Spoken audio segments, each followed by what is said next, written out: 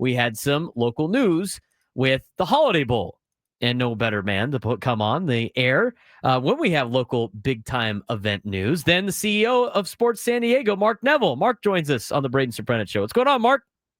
Hey, it's a great day. It's like a lot of people know the Holiday Bowl volunteers wear those beautiful red coats, and I'm wearing the red coat for the first time this year. Fired up, man. Let's go. Exciting times. I know we got a lot of events coming up here in town that we will also get to. But today, you guys announced that they have a date. So you guys have picked out a date for the Holiday Bowl for this year's bowl season.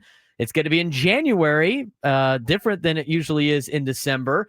Tell us about the dates of this year's Holiday Bowl and how you guys came to the conclusion that this date was going to be the date. So for the first time ever, the Holiday Bowl will be in January. It's going to be Friday, January 2nd, kicking off here at 5 p.m. local time, 8 o'clock Eastern. Great date for us. And the way we do it is we let Fox know what our preferences are, and then work with them, and they look at the windows, and then ultimately we arrive at our date.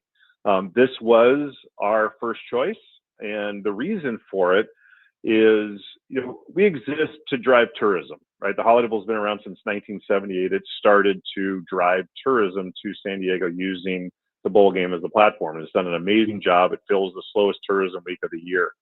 And the last 5 or 6 years or so, we've been playing on December 27th or 28th. Like the dates, always like playing on Fridays if we can. But the problem with those days is that people don't like to travel. So it hurts travel when you get closer to Christmas. The best game date we had ever had in terms of travel and length of stay was on New Year's Eve of 2018. And it was because people didn't worry about traveling on Christmas. Now going on January 2nd, we have that same luxury. People don't have to worry about missing the Christmas holiday at home. They can come over on the 27th, 28th, 29th, 30th, whatever. They have plenty of time to come over here. Being on a Friday night, they have time to get home afterwards. And for local fans too, Friday night's always a good one. It's a great way to wrap up the holiday season and come into Snapdragon Stadium and enjoying the Holiday Bowl. Yeah, somebody that used to travel with college football teams for bowl games. It was when we had a bowl game post New Year's Day, it was a lot easier because we actually got to enjoy Christmas with our families, which will be cool for the teams that get to participate in this year's Holiday Bowl. Sounds like it's you guys good have for those of us on staff and all of our volunteers too. Absolutely, especially with trying to get volunteer time when everybody has their families and wants to spend time with their families during the holidays as well. In terms of the the matchup, again, you guys have the same contracts, and then for people that might have forgotten, what's the process like? When do you guys start diving into going out and watching respective conferences that you guys have contracts with? How does the process work out again for everybody as a reminder? So this is year 6 of a 6-year contract with our conference partners. It's like that with every bowl game around the country. In fact, even the college football playoff is on the same cycle. So this is the 6th and final year of our current matchup with the ACC. So we get either our first, second, or third selection out of the ACC. We're a partner bowl game with the Gator Bowl in Jacksonville, Florida, and the Pop-Tarts Bowl in Orlando. So we'll get either our first, second, or third choice out of that conference. And then on the Pac-12 side, because there's only 2 teams currently in the Pac-12 for the season. And so the way we have worked it when the teams left for other conferences, we still work with the same teams that were in the Pac-12 a couple years ago. So, for example, in the Big Ten, Washington, Oregon, UCLA, and USC are still in our picture for the Holiday Bowl. In the Big 12, Arizona, Arizona State, Utah, and Colorado are in our picture for the Holiday Bowl. And then out of the ACC, which is kind of confusing, but out of the ACC, Cal and Stanford are still representatives of the Pac-12 as it relates to our selections. And then, of course, Oregon State and Washington State that are still members of the Pac-12 are in our picture as well. So you could theoretically, have Cal play another team in the ACC that they didn't potentially play in the regular season, and that could count as your Pac-12 ACC matchup in the Holiday Bowl, theoretically. That is the ACC's dream scenario, because then they get the entire payout. So that's a good thing for them. We're talking with Mark Neville, CEO of Sports San Diego, announcing the news today that we have a date for the Holiday Bowl coming up. In terms of, with college football starting today, relatively, I know week 0 happened last week. I know you fly around to a lot of different games. When does that process start? Do you start early in the season, or is it midway through conference year? When does Mark Neville and the powers to be with Sports San Diego start going out and watching some of these games? And I got to tell you, and that is a really good question. It's changed a lot over the years. It used to be where we traveled to these games a lot more often than we do now. I candidly will probably only go to a couple games outside the market this year.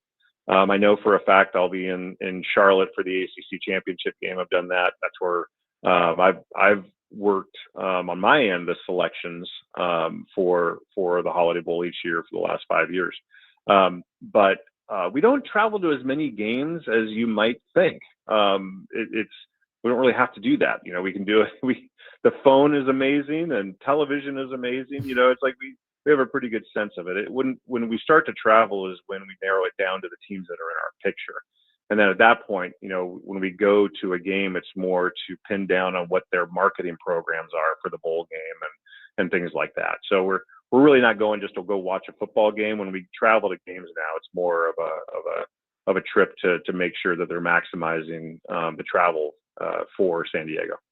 And it's not just football. We know that as now with the involvement in the creation of Sports Before San Diego. Leave that though, Braden, just to let people know. So if they go to holidaybowl.com now, the tickets are going to go on sale in September, which isn't too far away.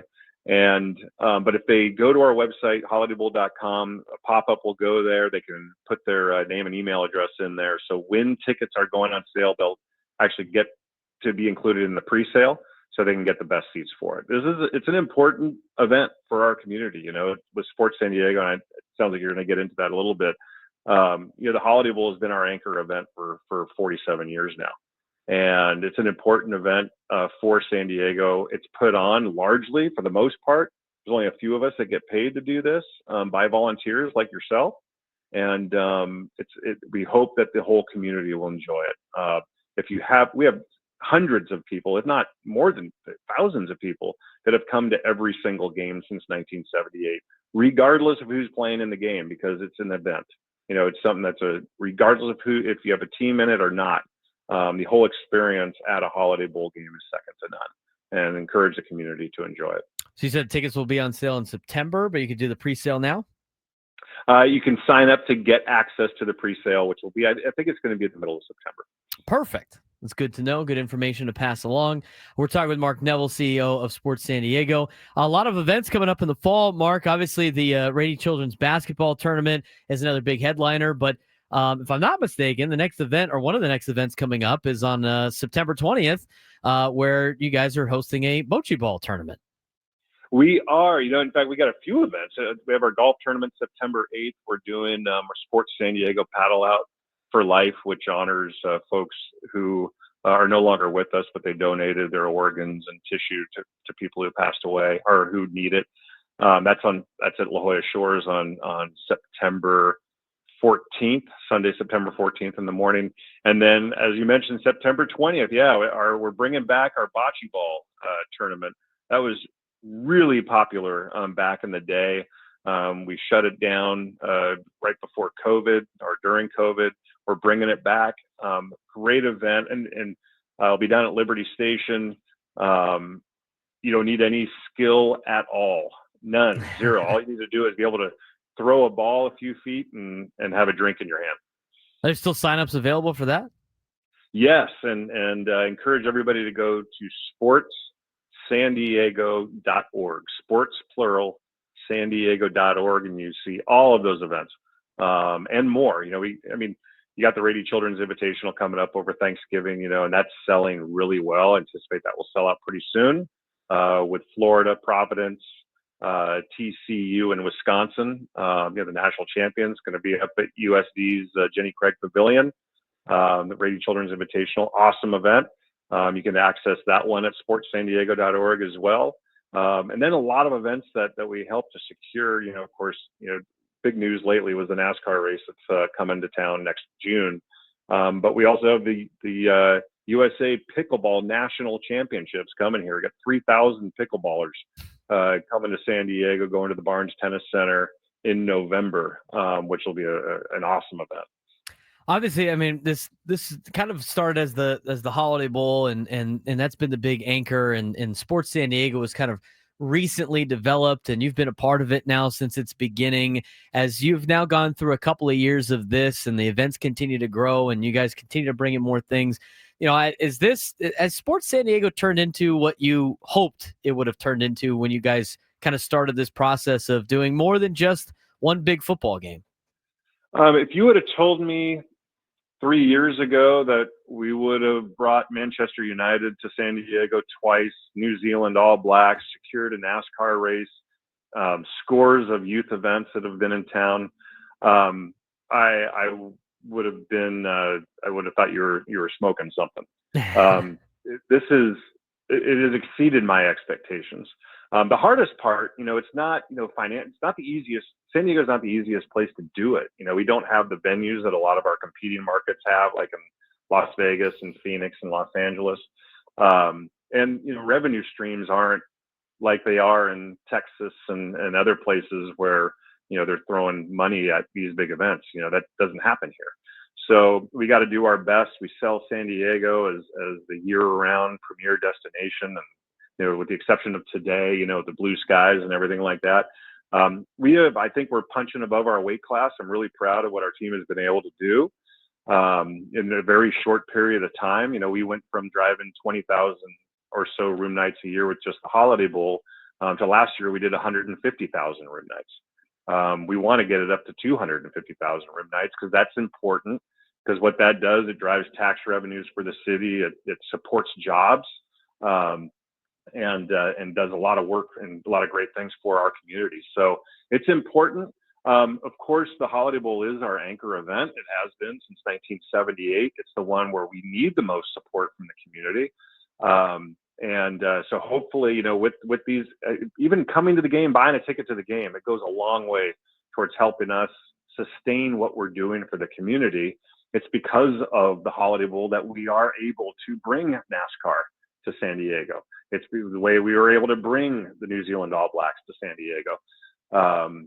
So it is a very important event for us.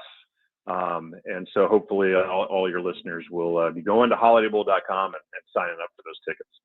Mark, we appreciate the time. Thanks again for all the hard work and driving tourism through sports and giving a lot of local fans an opportunity to watch a lot of great events and sporting events for even leagues and teams that we don't have. It's pretty cool to see. So, Braden, you have your red jacket yet? I don't. I am working on getting the red jacket. I got to figure out the exact place that the red jackets are bought at, but I am ready to go. And I'd like to be at the Boche tournament coming up on September 20th. So hopefully I'll see you there. Do it. Go to sportssandiego.org, man, and sign up. That is a no-brainer. It is just a blast, and people just have a great time. So hopefully we'll see you there. Yeah, and hopefully I'll be donning my red jacket. Mark, thanks again. All right, Braden, thanks. Mark Neville, CEO of Sports San Diego, joining us on the Braden Surprenant Show.